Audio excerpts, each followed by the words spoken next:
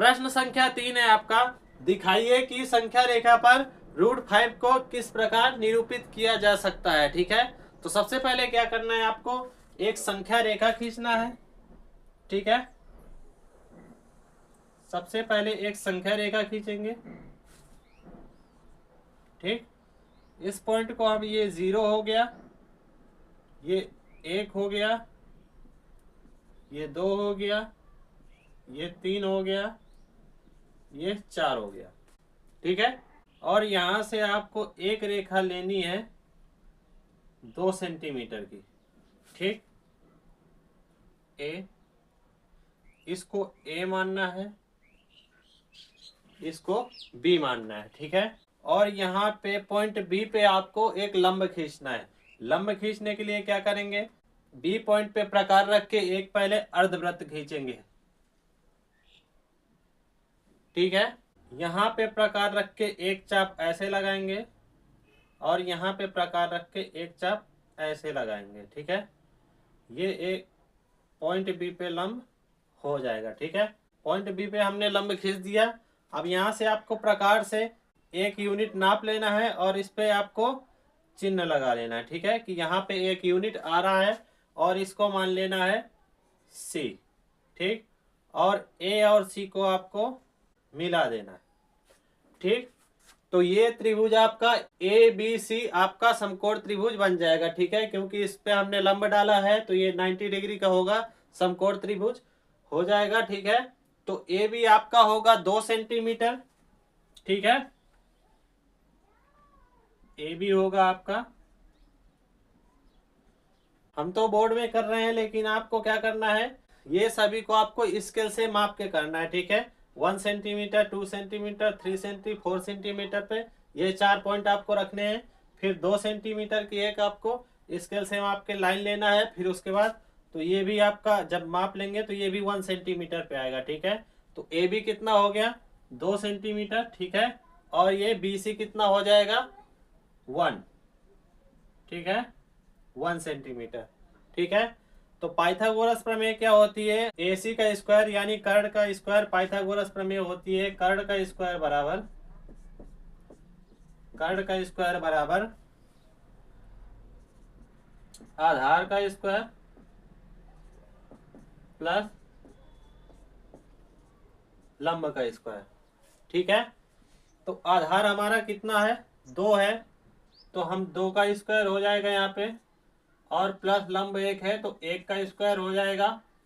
ठीक, कर्ण का स्क्वायर बराबर,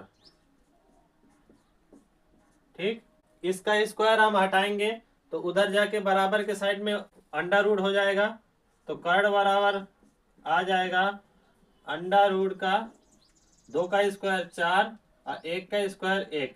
ठीक है, कर्ण कितना है, AC कर्ण है, AC वाली भुजा कर्ण है, A और C। ठीक है, और ये AB आधार है और BC लंब है। ठीक है, तो कर्ण AC बराबर कितना हो गया, √5।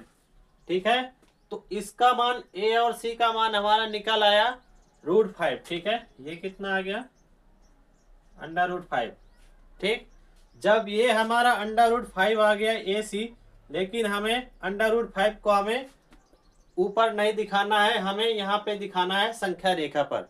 तो आप यहाँ पे प्रकार रखेंगे और यहाँ से क्योंकि इतना प्रकार फैलाएंगे यहाँ तक और फिर इससे डैश डैश करके ऐसे दिखा देंगे, क्योंकि भाई जब आपने प्रकार से माप के इसको दिखाया है तो इस पॉइंट पे क्योंकि ये भी √5 है तो ये भी √5 होगा, क्योंकि प्रकार से आप कहीं भी पूरा गोला भी खींच देंगे तो वो दूरी बराबर ही होगी। तो इस पॉइंट को आपको मान लेना है D। ठीक, तो आपका AD बराबर क्या हो जाएगा, A और D, AD बराबर हो जाएगा √5। ठीक है, आप दिखा भी सकते हैं चूंकि AC बराबर AD, क्योंकि हमने प्रकार फैला के प्रकार से माप के इस पॉइंट को खींचा है। ठीक है, ऐसे ऐसे कट लगा के। ठीक है, तो चूंकि AC बराबर AD है, क्योंकि हमने प्रकार से बराबर लिया है, तो AD बराबर क्या हो जाएगा, √5। यही हमें दिखाना था कि √5 संख्या रेखा पर कहाँ पे आएगा। तो ये आ गया √5 संख्या रेखा पर, ये डी पॉइंट पे √5 है। अंडर रूट में जिस संख्या का भी मान आपको निरूपित करने के लिए संख्या रेखा पर कहता है, तो सबसे पहले क्या करना है, आपको उसको तोड़ना है दो संख्याओं के स्क्वायर के रूप में, ठीक है। अंडर √5 को हम क्या लिख सकते हैं, 2 का स्क्वायर और प्लस का 1 का स्क्वायर, ठीक है। फिर उसके बाद आपको यहाँ पे लंब खींचना है और एक भुजा को ये बनाना है और एक भुजा को ये बनाना है। तो तीसरी भुजा आपकी कर्ण की भुजा ये आ जाएगी और उसी से आप प्रकार से माप के बराबर में दिखा देंगे कि ये भुजा इस भुजा के बराबर है। तो संख्या रेखा पर ये यहाँ पे इस पॉइंट पे है, ठीक है।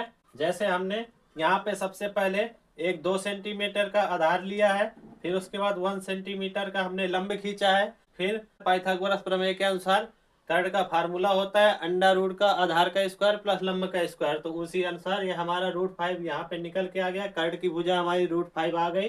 तो हमने उसी अनुसार इसको संख्या रेखा पर दिखा दिया, ठीक है। तो ये प्रश्न भी आपका हो गया।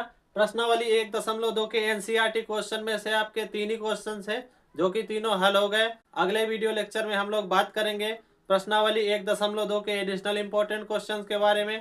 तो इस वीडियो लेक्चर में फिलहाल इतना ही। वीडियो अच्छी लगी हो तो लाइक करें, सब्सक्राइब करें, शेयर करें अपने दोस्तों के साथ और कमेंट करके जरूर बताना कि वीडियो कैसी लगी। Thank you.